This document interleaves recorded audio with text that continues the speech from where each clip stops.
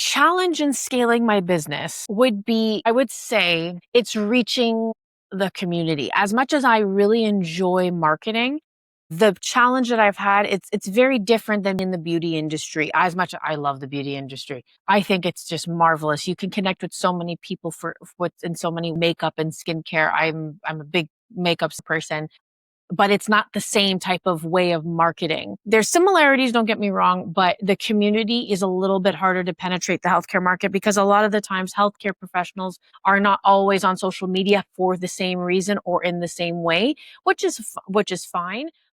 Welcome to Career Coaching Secrets, the podcast where we talk with successful career coaches on how they built their success and the hard lessons they learned along the way. My name is Davis Nguyen, and I'm the founder of Purple Circle, where we help career coaches scale their business to $100,000 years, $100,000 months, and even $100,000 weeks. Before Purple Circle, I've grown several 7- and 8-figure career coaching businesses myself, and have been a consultant at 2 career coaching businesses that are doing over $100 million each. Whether you're an established coach or building your practice for the first time, you'll discover the secrets to elevating your coaching business. Hey everyone, welcome to another episode of Career Coaching Secrets Podcast. I'm your host, Rexhen, and today's guest is Melanie Boulerice, a registered nurse, entrepreneur, podcast host, and mentor who is transforming how healthcare professionals design careers that are sustainable, purposeful, and free from burnout. As the founder and CEO of Nomadic Nurse Network, Melanie has created a thriving platform that supports nurses and healthcare professionals across Canada and the United States in building careers on their own terms. With more than 12 years of frontline experience in emergency and trauma nursing, she brings a rare blend of clinical expertise, leadership, and deep compassion to her work. And it's a pleasure for me to have her on the podcast today.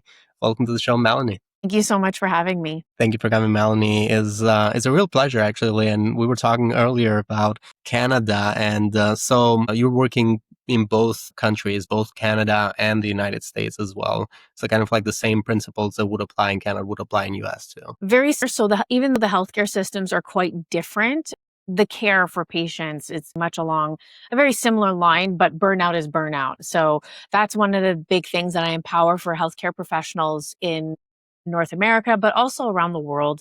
This burnout is something that is very common across the board for any type of individual, whether you are a healthcare professional of any sort or whether you are just an individual trying to make ends meet or trying to change up your life. We believe at Nomadic Nurse Network that you need a village, and a village is where you will develop your strengths and you will be able to delegate and focus on your craft. So this is the big thing about Canada, is that Canada, we have our own healthcare issues going on here. And in Quebec particularly, which is where I'm from, I have fell victim to a system that burnt me out. And I just felt like it was so important for me to advocate for those who needed to in their own life and who can actually take charge of their health, of their faith as well. So when it comes to like the beginning of this, so I know you've been running your own business now, Nomadic Nurse Network, for more than a year. If you look back at it, like initially, what sparked, what inspired you to start Nomadic Nurse Network? So Nomadic Nurse Network was based off of Nomadic Nurse Agency. Nomadic Nurse Agency was founded in 2018, and it came of an idea where I went to a women's conference, and this conference was very empowering for me. It was a conference about women and empowerment, and it was about women in business. And the biggest thing that what we really, really were for in this circumstance was I was really looking forward to being with a community of women that can say, hey, like, you don't have to just stick to bedside, or hey, you don't have to stick to your 9 to 5, or hey, you don't have to stick to that business that's running you dry. You can be happy in the career that you can design. And I met my mentor there, Maddie Kay. I consider her a mentor, a friend. She is an event planner, nowhere near nursing, but an amazing woman of God and an amazing advocate. And she's just wonderful.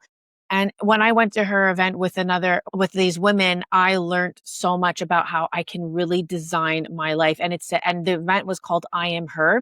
And from there, I pretty much stemmed off and got this fuel in me to just say, let's change the game. Just a nurse was the big conversation. It was around the era as well where I think Joy Behar on The View in this American show basically said that there was a contestant. I think she was for Colorado, if I'm not mistaken. She was she was in a beauty pageant for Miss Colorado and for Miss Universe, and she was in for running for Colorado, if I'm not mistaken. And she was what she was doing was she's on in scrubs and basically said that I'm a nurse, and she gave a speech about it, and it was so moving, empowering. And then Joy Behar somehow made a very ignorant comment, like it's not it wasn't her finest work. She's done many other great works, but it wasn't her finest moment. And at that moment, that's when I realized that just a nurse, you don't have to be just a nurse. We're not just nurses. And at the end of the day, like we end up saying that, oh, well, being a nurse is a job. Yes, there's a portion of it that is a job, and you need to get paid for your value 1000%.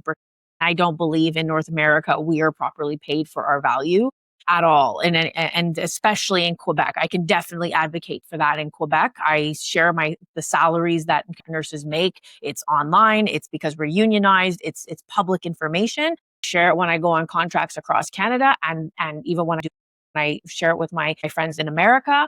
They're stunned to see what people are paid in Quebec, and given this is that we pay. And at the end of the day, it's not, yes, you can make a decent salary and whatnot, but at the end of the day, a lot of Quebecers, I would say, I think if I'm not mistaken, this percentage is 80% of Quebecers live off of, will live paycheck to paycheck. Now, statistic, it was, last I heard was in 2023. So that was roughly 80%. Maybe it is updated ever since, but it is still quite the challenge. And because of this, because of all these big factors, I said, I don't want to fall victim to a system that burns me out, gives me not enough to even live. I'm not asking to live in a Bentley, drive a Bentley and live in a mansion here.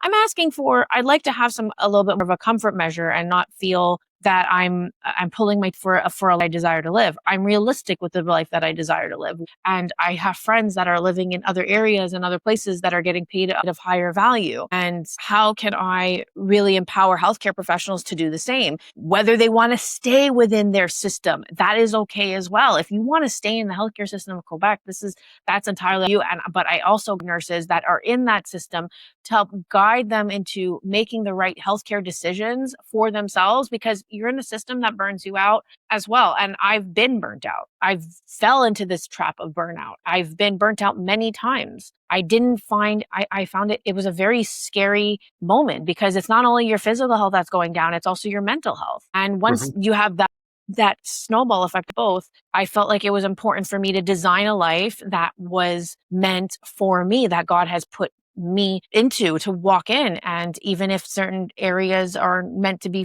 have certain expiry dates, I'm going to walk in it. So that's where I'm at right now. And that's what I'm to also, after all these years of experience in my career, I want to share that with you, with the people. I feel like anybody who wants to design their career, especially in healthcare, you have the luxury to do it more than you think, more than you were trained to think. And I come from an experience of being a nurse educator. I've educated nurses in training. I've educated nurses preparing for licensing exams. I've mentored people for many years in that time, as well as opening up companies of my own, as well as being a consultant in other companies as well. And I'm a health expert in Quebec in regards to talking about the pandemic and the healthcare system failures. So the biggest thing is that I was heavily empowered to be a part of the change makers and the movers and shakers to ensure that healthcare professionals are not only thriving in their career, but living purposefully. Mm-hmm.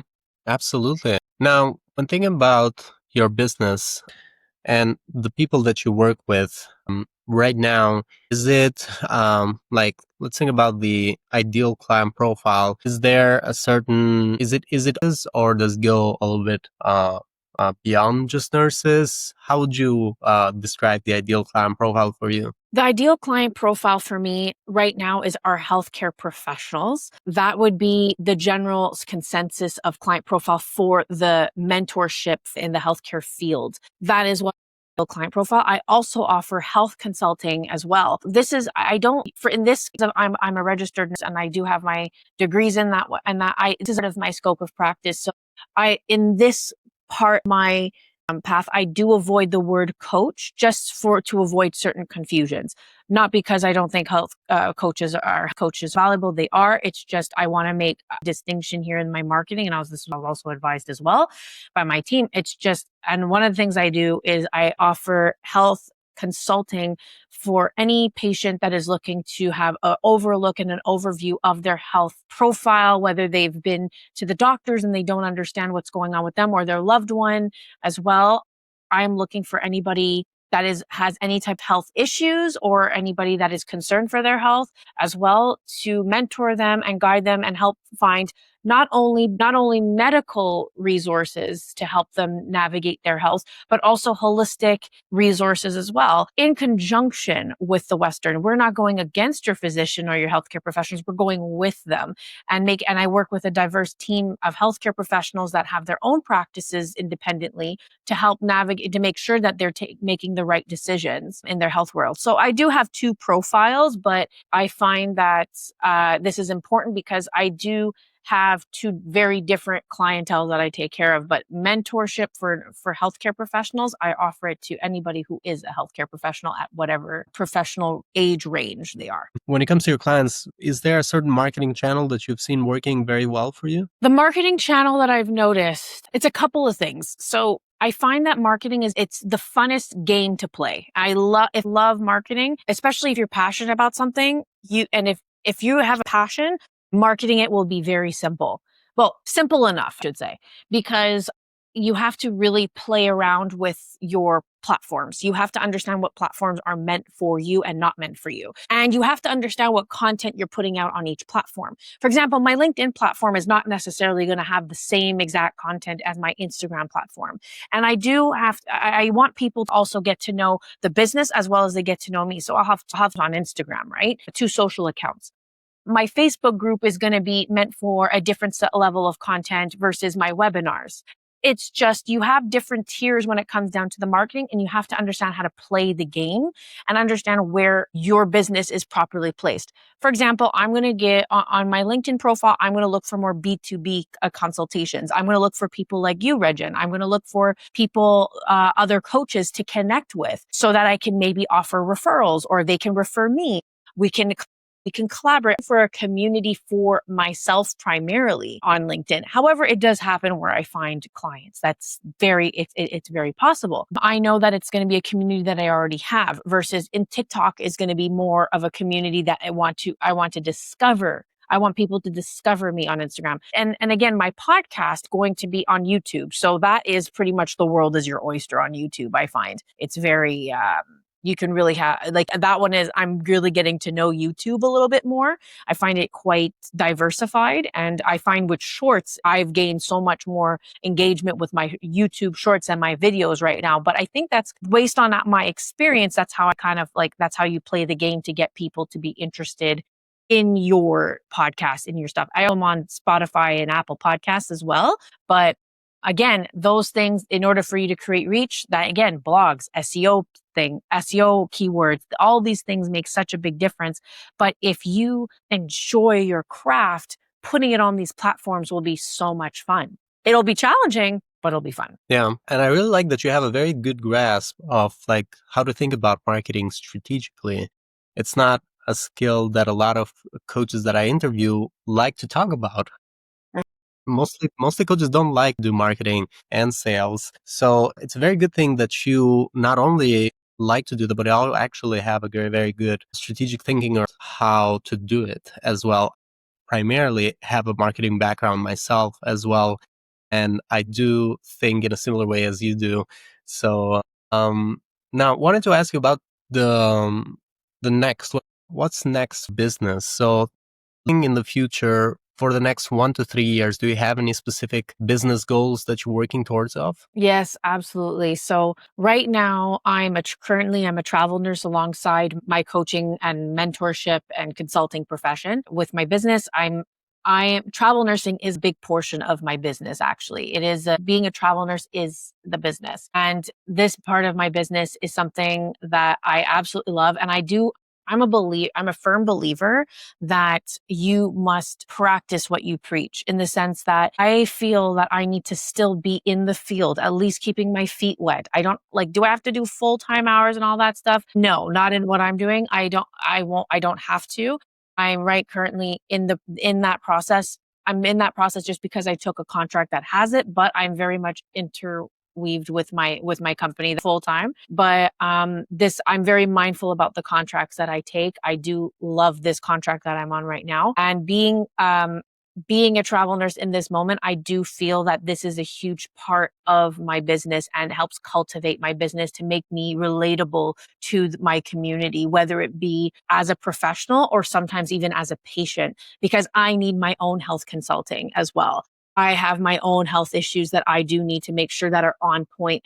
Being in the situation that right now is currently very healthy for me, I will be I will also want to navigate my health and make sure that I stay in the profession to be relatable to my health clients and also be relatable to my nursing and healthcare professional clients as well. So I do see myself I would say in the next year to still be doing nursing. Will it be across Canada? Probably not. I'm not entirely sure. I did look at international options, so we will definitely see more on that. But I definitely see myself growing the consulting firm and growing the network as much possible. The goal is to have at least 100 healthcare professionals under the network, so that way we can help grow and expand and be mentored, so that we can prevent burnout, but help your business grow in purpose, on purpose. That is so interesting to me. Like, I haven't had the chance to think about nurses, travel nurses as well. Like, that Yeah. is a new term for me entirely. So I had to Google it and learn how that works. So basically, you're temporarily in different locations within Canada, and then you move to the next location whenever you need to. Like, let's say whenever that 11 to 13 week period that is usually the case you're working on it. That's beautiful. Yeah. You get to do that. Yeah. So travel nursing in the US, it's usually 13 weeks roughly. But in Canada, how it works is that go based on the hospital's needs. Canada, the hospitals belong to the government of the province. So they'll talk, our that we with will talk to the recruiter. Recruiter will say, this is the need of the hospital. We will place you here, where do you go? What do you feel like? And what's beautiful in nursing is that you can negotiate. That's the thing that people don't realize. And in healthcare, we're taught to negotiate. That's the interesting thing. We're not taught to negotiate. At business, being in business for this long that I have has really taught me to negotiate my salary and determine my worth. That's the beautiful thing about travel nursing, and why I think my feet should remain in the field of travel nursing, because it really, people are intimidated to jump into travel nursing because, one, it's inconsistent.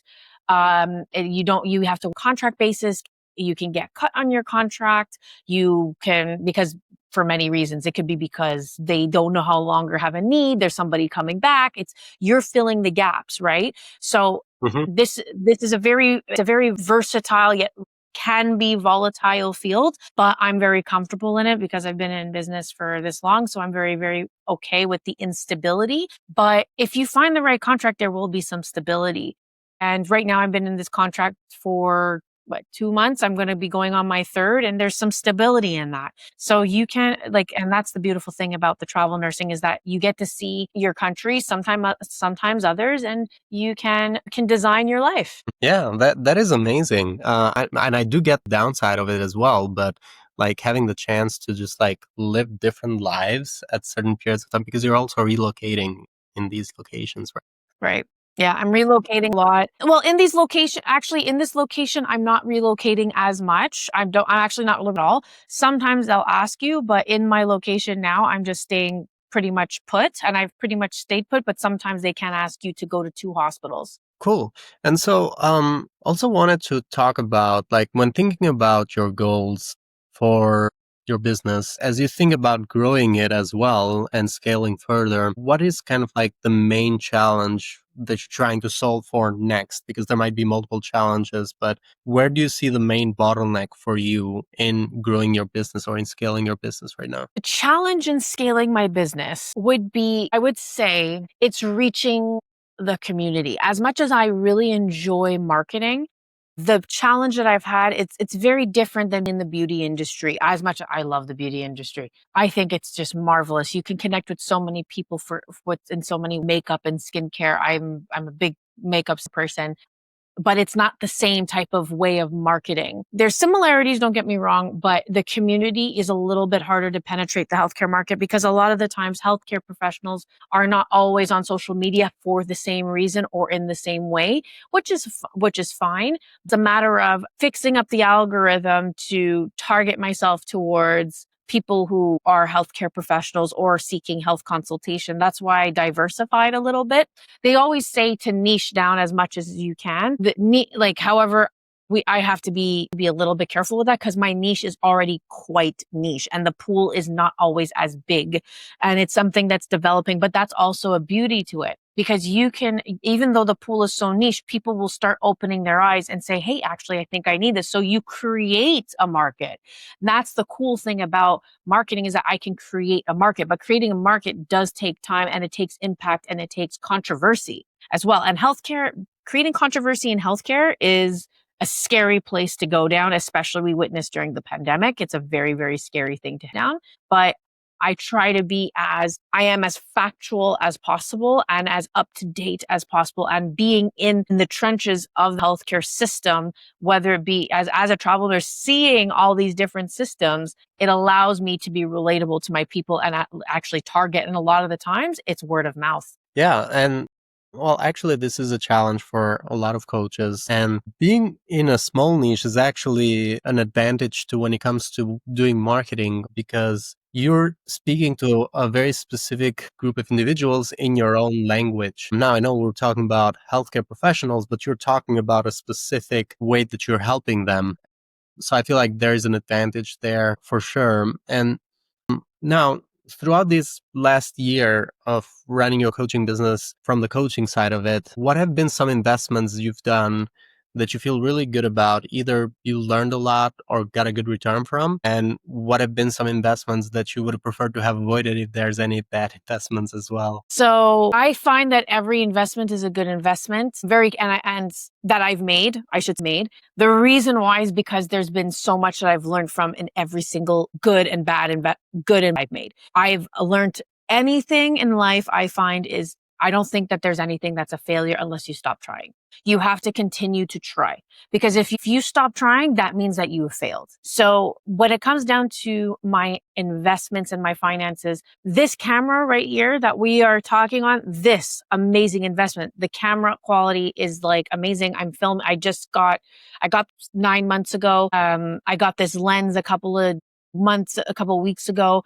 I have this mic, all these I love spending money on marketing stuff. It's almost a little bit too much, but that's probably where I go a little wrong. But worst case, I resell it. You always have to find anything that's a bad investment. You always have to come with a solution to it. Find a solution to making up for make a return investment on it. How can you make a return investment on it? Well, here, I'll tell you a story. When I was running the mobile nursing service agency, I made a bad investment with another company. I made a bad deal where this company did not have my best interest at heart, took my nurses and didn't pay my nurses, and I had to pay them out of my pocket. But God redeemed me on that one. God was in this. I went to court. I lost in court in the sense that my law firm made a mistake. They made a mistake. They put in the request for to fill. And they put it under my personal name instead of my company name. I don't know. It was the weirdest mistake. It ended up working out so perfectly because at the end, the judge pretty much closed up shop and said, well, you guys can't go back to sue one another. And I was like, that is really weird. Why would and that's what the other opponent asked for. I'm like, all right, I guess I will never get that money back. Mm-hmm. The Lord will provide. Yeah. I'm very faith. I'm a Christian. I'm very, very big in my faith. And that same money that I lost because I had so much faith in that moment, I received it on my first contract as a travel nurse, that first paycheck. So I was redeemed in that moment. And that's why I believe strongly that I have to operate in faith when I make my investments, even when they sound crazy. Now, the only time that I'll make a poor investment is when I made it on my own understanding, which is me of me making the investment. But the more I operate in faith and the more I operate in my calmness, not having my fight or flight system running around rampage and my ego running rampage, never make a decision based on ego and don't stay in ego. Take a moment to redeem yourself and pull yourself out and just stay calm and let your faith lead you first. And that completely redeemed me. And that's why I believe that as long as you operate in faith, your investments will always, whether you make them on your own understanding, they will always come back to be redeemable. They'll always come back to the right thing. And that's exactly what happened to me.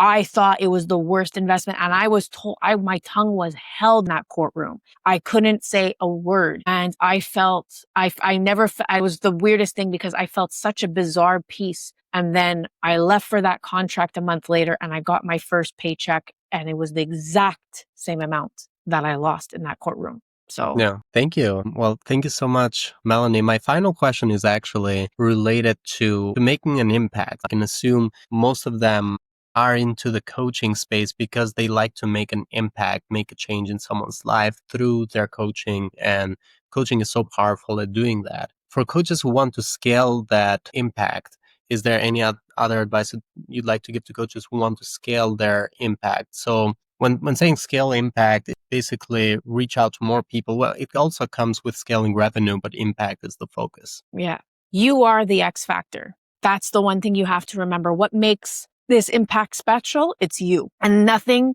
can ever be you. Nobody could ever be you. No ChatGPT, no AI, no person, no robot, no nothing.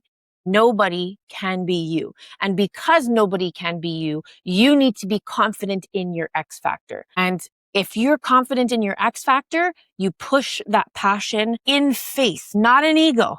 If you go out there and try to search for ego and try to search to boost your ego and you try to search for followers and clout and all the wrong reasons, it is only temporary. Impact will only be temporary. You have to go out to simply have a heart and to simply be out there in purpose, on purpose for that has been placed onto your life. And the more you with that willpower, the more you operate in faith, the less you operate in ego, the less you operate in stress, the less you operate in vengeance, in anger, in these emotions that we have a tendency to see in business. Your impact will not be clouded. Your impact, your X factor of you being who you are, who you were called to be, will purposefully allow you to let that part of you come right out. Let that part sell. It will sell itself because people will see that you are authentically you. People on brand want the person now. They don't want to trust a machine. They don't want it. People are desiring in this moment, in this climate, they're desiring a person to person experience. They don't want to talk to another robot. They don't want to talk to another voice recording. They want to talk to a human experience. People are going to run clubs more than they're doing other type of Zoom call type of things. As much as Zoom calls are important, I do them all the time, but people want an interactive, tangible experience. They want connection, but no longer the connection that you see as much as on social media because we had enough of it during the pandemic. So what I highly suggest to you is determine your X factor. It may take time. Be patient with yourself when you determine that. That's a lot of self-reflection that you have to do. And you have to do it, second, in faith. Step into your faith in your creator who's told you who has created what they've told you to become. What has God you to be on this earth and how you will make it, how he wants you to make an impact. Because the more that you operate on your own desires, I've done it. The more you operate on your own desires, you will counteract the desire of God that he has set you out to be. Trust me, no small thing is no small meant to do free webinars like what I'm doing. People will think, oh, you're wasting your time. It's a small little thing. No, it's not. It's because you are making an impact on somebody's life that needs to hear that webinar about PCOS. Somebody needs to hear that webinar on endometriosis. Somebody needs to hear the webinar on breast cancer. Take advantage of the moments, Cancer Awareness Month that's going on here. Take advantage of it for the better, the good for the people. Understand what X factor you have to serve those people, and then it'll sell itself. Have fun making the content, have fun making the programs, enjoy what you're doing, and see, and don't be afraid to ask your community or ask strangers, what do you like to hear? What are you looking for? Is this what you're missing? Don't be afraid of market analysis. Absolutely. Thank you for that, Melanie. So yeah, no small, like I said, deed goes unnoticed in that case. And I really like the advice. And for anyone who wants to connect with you and find you, they can, number one, go into LinkedIn, look up Melanie Jade. For anyone who wants to find Melanie, they can go into LinkedIn, look up Melanie Jade Boulerice. They'll be able to find your profile. They can also go into the website nomadicnursenetwork.com, which I believe is the right URL, right? Cool. And we'll put that into the description for people to find it. But thank you. Thank you so much, Melanie. Thank you so much for coming to the podcast today. This was lovely. Thank you so much for having me. I can't wait to see the episode and come back, and amazing work I hear that you're doing. I absolutely love all these episodes and these podcasts and this movement that you're doing. Keep it up. Thank you so much.